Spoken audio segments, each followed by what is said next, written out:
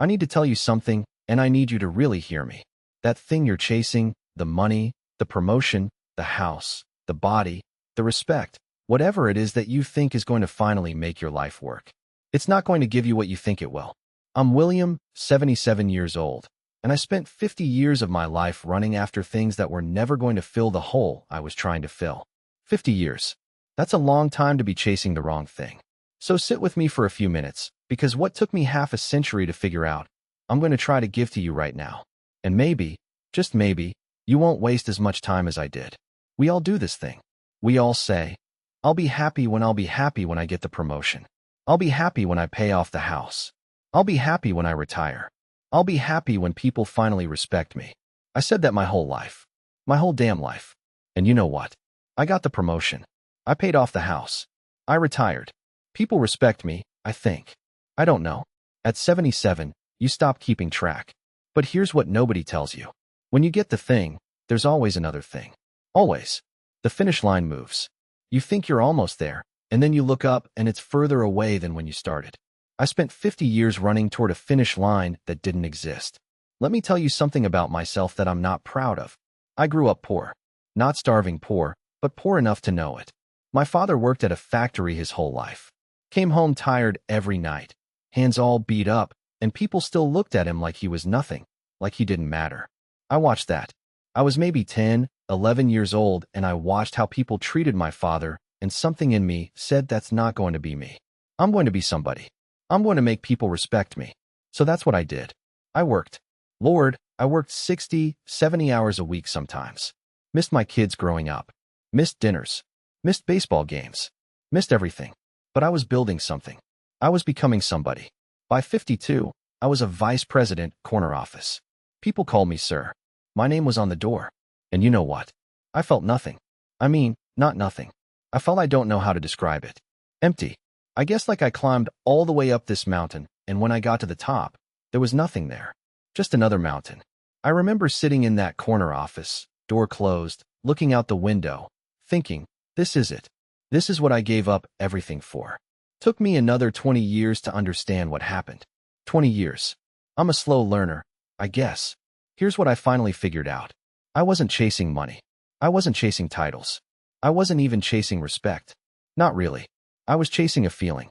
I wanted to feel like I was enough, like I mattered, like I was worthy of being here. That's what I was really after. And I thought if I just achieved enough, if I just climbed high enough, I'd finally feel it. But you can't get that feeling from a job title. You can't get it from a paycheck. You can't get it from people calling you sir. That feeling, the feeling of being enough. I could have given that to myself the whole time. I didn't need anyone's permission. I didn't need to earn it. I just needed to decide. Decide that I was worthy, that I mattered, that I was enough exactly as I was. I could have done that at 25. I did it at 73. That's 48 years I wasted trying to earn something that was already mine. Same thing happened with my marriage. Different story, same mistake. I thought if I provided enough, if I gave my wife the house, the cars, the nice things, she'd be happy. We'd be happy. That was my job, right? Provide. So I provided. I provided the hell out of that marriage. But you know what my wife actually wanted? She wanted me present listening there, and I wasn't. I was at work or thinking about work or too tired from work to be any kind of company. We almost split up when I was about 48. And it wasn't because I wasn't successful. It was because I was gone. Even when I was home, I was gone. She told me once, I remember this clear as anything. She said, William, I don't need the money. I need you. I need you to look at me. I need you to hear me. I need you to be here.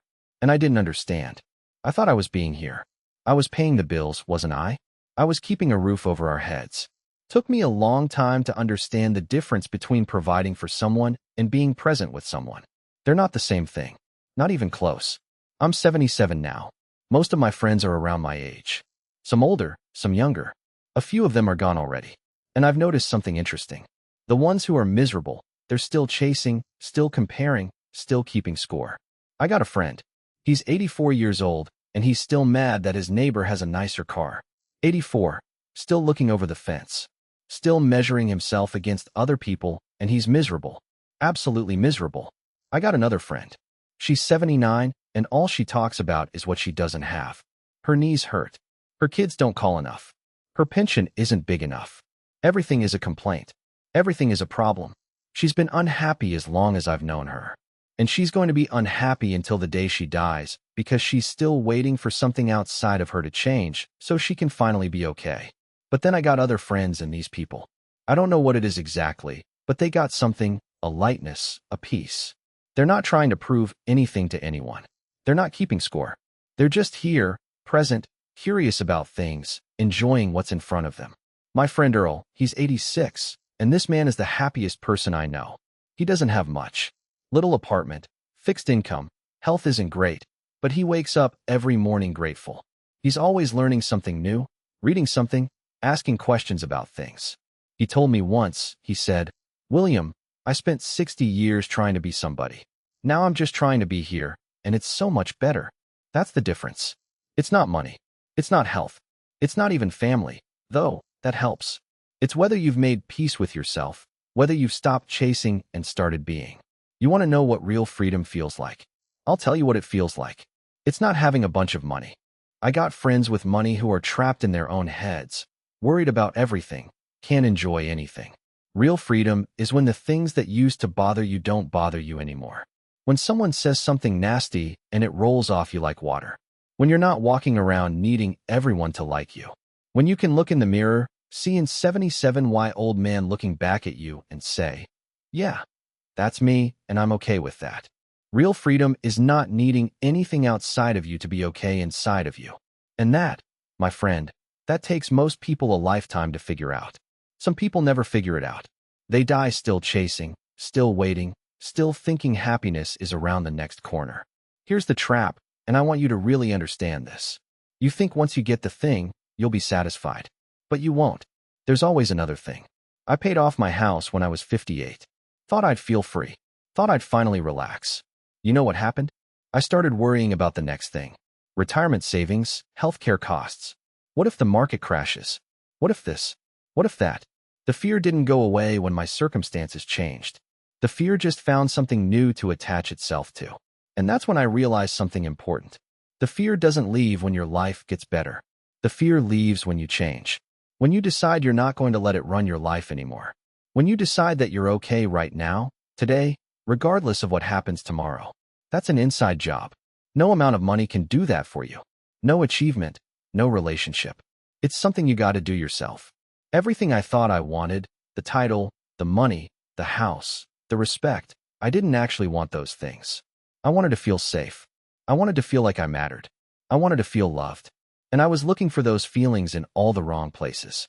I was trying to get them from my job, from my bank account, from other people's opinions. But those feelings, safety, worthiness, love, I could have given them to myself anytime. I didn't need to earn them. I just needed to accept them.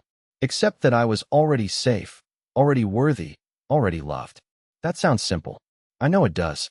But it took me 50 years to really understand it. And I'm still working on it. Honestly, 77 years old, and I'm still practicing. Young people think happiness is at the finish line. I thought that too. But there is no finish line. You get one thing, there's another thing.